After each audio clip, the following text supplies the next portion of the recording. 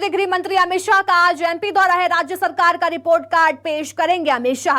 गरीब कल्याण महाअभियान report card का नाम होने वाला है। ग्वालियर में भी बीजेपी कार्य समिति की बड़ी बैठक में गृह मंत्री अमित शाह शिरकत करेंगे और 1500 से ज्यादा कार्यकर्ताओं को जीत का मंत्र दिया जाएगा। बैठक में राजनीतिक प्रस्ताव भी पेश किए जाएंगे। पार्टी चुनावी दिशा तय करेगी। राजनीतिक प्रस्ताव भी लाया जाएगा। तो गरीब कल्याण महाअभियान रिपोर्ट कार्ड का नाम होने वाला है, जो कि गृह मंत्री अमित शाह आज पेश करने वाले हैं। शिवराज सरकार का रिपोर्ट कार्ड होगा, जो कि अमित शाह आज जारी करने वाले हैं, जिसमें 20 साल के कार्यकाल को लेकर जारी किया जाएगा।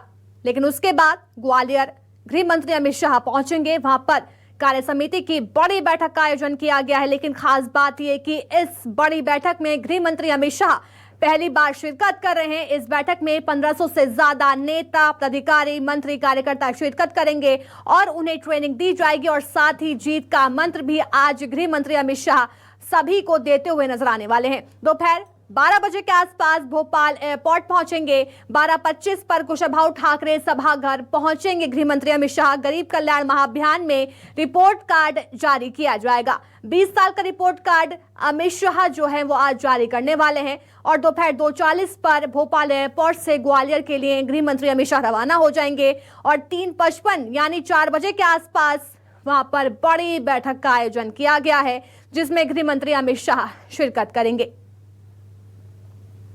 और इस बैठक में कई मुद्दों को लेकर चर्चा की जानी है। लेकिन खास बात ये, विधानसभा चुनाव को लेकर खासा फोकस इस समय बीजेपी का ग्वालियर चंबल को लेकर देखा जा रहा है, क्योंकि वहां पर बड़ी बैठक का आयोजन किया गया है और इस बैठक में पहली बार गृह मंत्री अमित शाह शिरकत करेंगे और 1500 से ज्यादा कार्यकर्ताओं को इस बैठक में न्योता दिया गया है। सभी इसमें शिरकत करने वाले हैं और साथ ही यहां पर कई मुद्दों को लेकर चर्चा की जाएगी। लेकिन सबसे पहले भोपाल एयरपोर्ट से सीधा केंद्रीय गृह मंत्री अमित शाह बीजेपी कार्यालय पहुंचेंगे और वहां पर रिपोर्ट कार्ड जारी किया जाएगा और उसके बाद ग्वालियर रवाना हो जाएंगे। वहां पर भी ऐसे कई कार्यक्रम हैं जिसमें खुद केंद्रीय गृह मंत्री अमित शाह आज शिरकत करने वाले हैं। तो बैठक में कई तमाम मुद्दे हैं जिनको लेकर चर्चा की जाएगी।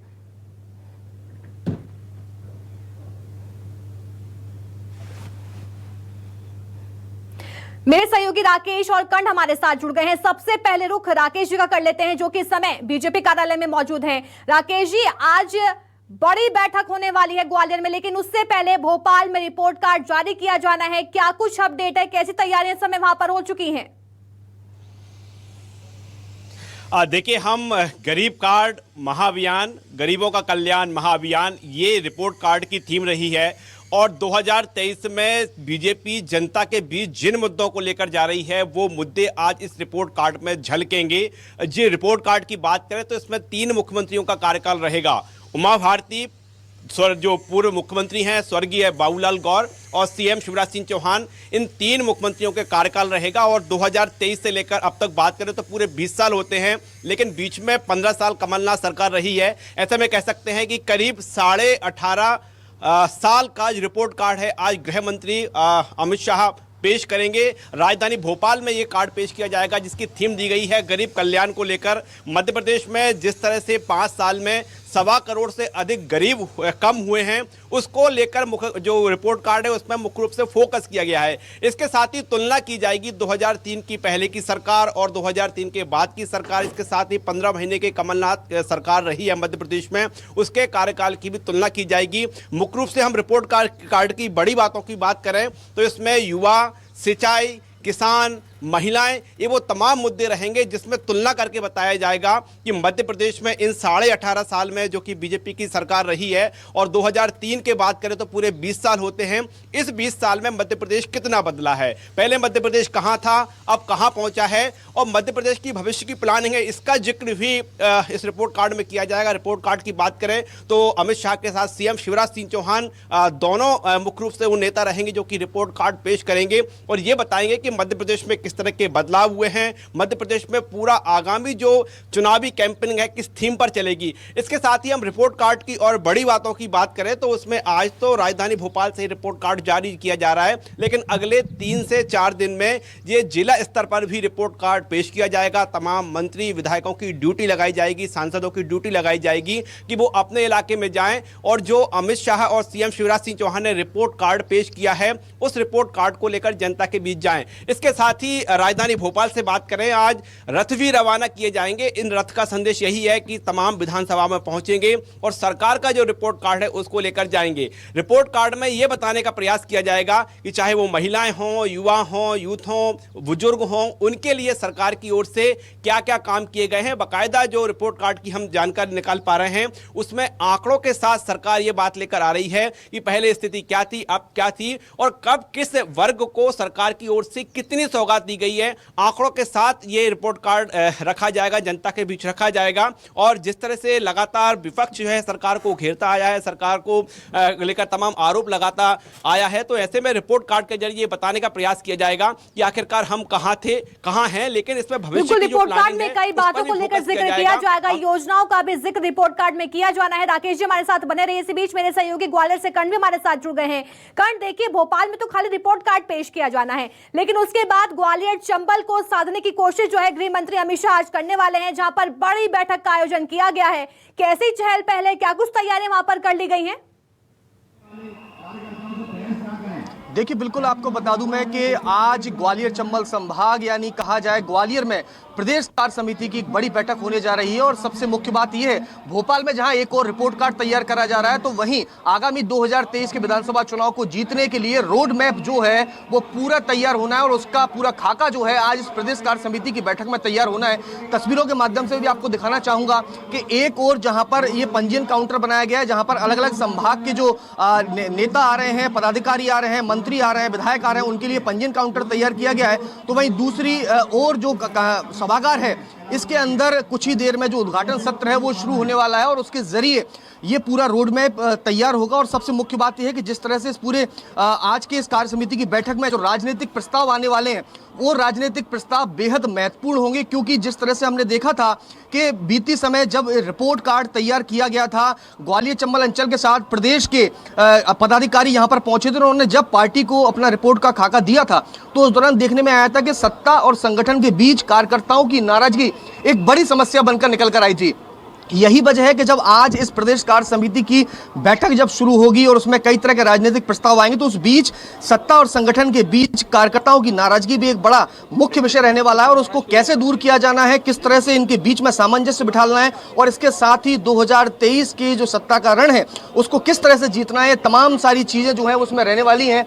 यहाँ पर मंत्री भारत सिंह कुशवाहा जी मौके पर पहुंचे हुए हैं।